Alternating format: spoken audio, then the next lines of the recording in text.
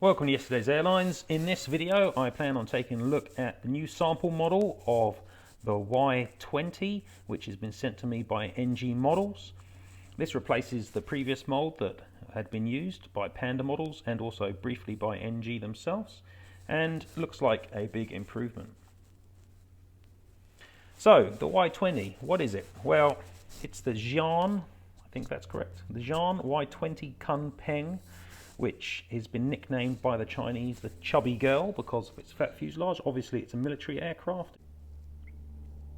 It's got 4 engines underneath a high shoulder mounted wing, much like the C-17 Globemaster and also older aircraft like the Y-76, as you can see in the background. Obviously that helps when you're landing on runways which are not paved and decreases ingestion of foreign objects into the engines themselves. It's got a very wide fuselage, hence the nickname Chubby Girl. It's got, or will have, printed on it, a rear ramp. It's got short undercarriage bogies moving into these kind of canoe-like fairings.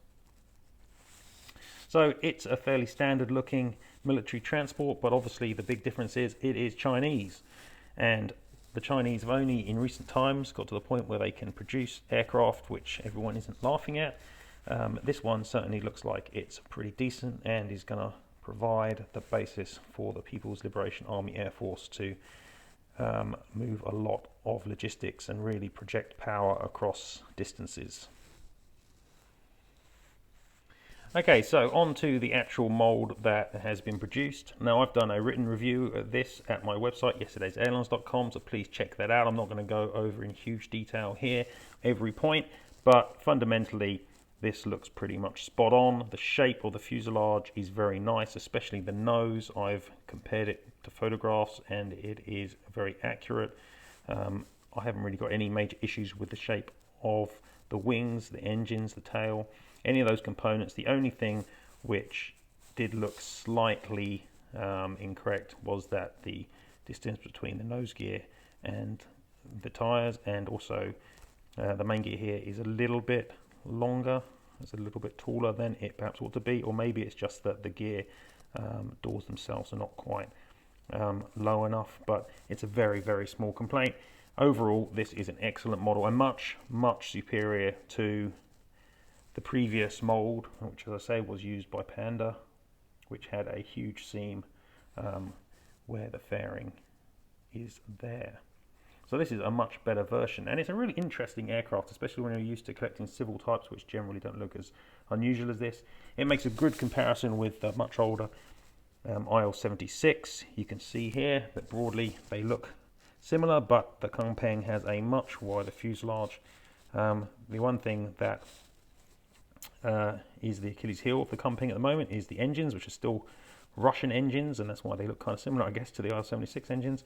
Apparently they will be putting on some newer generation engines in the future to make a better performing aircraft, but broadly it is kind of the same sort of size. If you've got any IL-76s in 400 scale, it's broadly the same sort of size, but internal space is much larger in the Kunpeng, so it carries a much heavier load. It's not quite as big as the C-17 Globemaster, obviously, but it is a much larger aircraft than the European Airbus A400.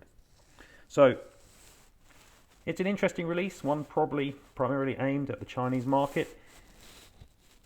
Not necessarily something that was likely to find its way into my collection, but NG Models seems to have the capability to produce large numbers of high quality molds in short time, and nobody else really is showing that sort of capability in 400 scale at the present time, which is quite exciting.